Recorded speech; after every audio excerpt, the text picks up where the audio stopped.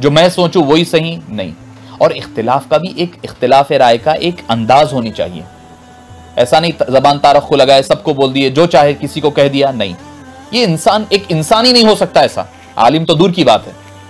हर एक के सामने वाले के जज्बात को देखना। क्यों आप सल्लल्लाहु अलैहि वसल्लम की तालीमात क्या हमारे लिए काफी नहीं है? क्या आप सल्लल्लाहु अलैहि वसल्लम ने किसी को जबान पर बरमला कहकर के उसको दिल ठेस पहुंचाई है? नहीं। हां, जब कुफ्र और ईमान की बात होती तो आप सल्लल्लाहु अलैहि वसल्लम बबांगे दोहल फरमाते, मगर मुनाफिकीन भी होते आपके दरबार में बैठे हुए, आप सल्लल्लाहु अलैहि वसल्लम ये नहीं बोलते कि भाई तुम ऐसा कर रहे हो, तुम ऐसा कर रहे हो, नहीं फरमाते। नहीं, आप सल्लल्लाहु अलैहि वसल्लम फरमाते हम में के कुछ लोग ऐसे हैं जो ये कर रहे हैं।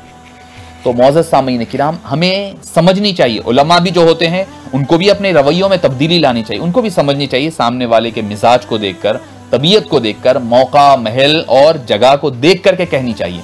ऐसा नहीं कि भाई हर बात हर जगह कहने वाली नहीं होती। बाबा हुजूर अक्सर फरमाया करते कि नाहक बगैर पूछे हुए हक बात भी कहना एक फितना पैदा करना है।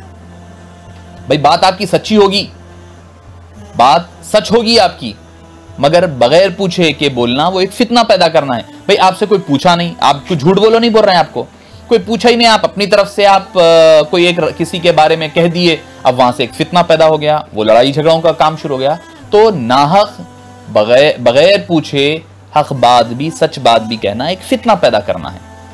तो हमें चाहिए कि इन चीजों को समझें।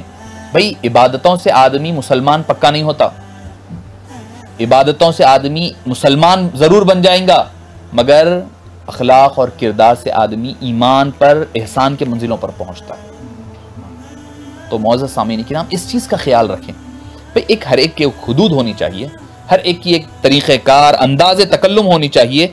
आदमी जब तक के अंदाज़े तकल्लुम को ना अपनाएगा, अच्छा अंदाज ना हो, सामने वाले को कन्वे नहीं कर पा रहा है। क्यों कुरान अल्लाह ताला हबीब पाक को क्यों फरमा रहा है, उदउ इला सबीली रब्बिका बिल हिकमति वल मौइज़ा, लोगों को अल्लाह के रास्ते की तरफ हिकमत के साथ, मौइज़त, नरमी के साथ, दानाई के साथ, अक्लमंदी के साथ बुलाएं। क्यों फरमाया?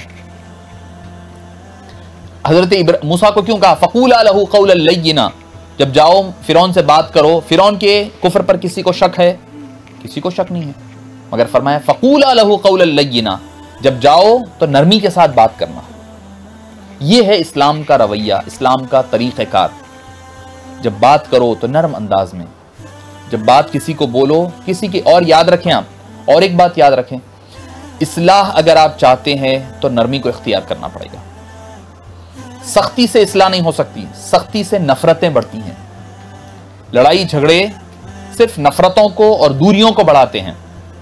सख्ती से दूरियां बढ़ती है, मोहब्बतें नहीं बढ़ती। मोहब्बत अगर आपको बढ़ाना है, लोगों को राह रास्त पर लाना है, आप एक बच्चे को उठा लो। भाई बच्चे की मिसाल ले लो आप। एक छोटा बच्चा है, कोई गलत काम कर रहा है, आप उसको चार लोगों के सामने गलत कर रहा है बोलकर कहेंगे तो वो जो है आपका अदब करना छोड़ देगा। एक बार दो बार होगा, मगर आगे जाकर के वो आपकी बात सुनना छोड़ देगा। वही बच्चे को आप अकेले में बुला करके समझाओ, वो आपकी बात सुनेगा भी और आपके साथ मोहब्बत भी करेगा।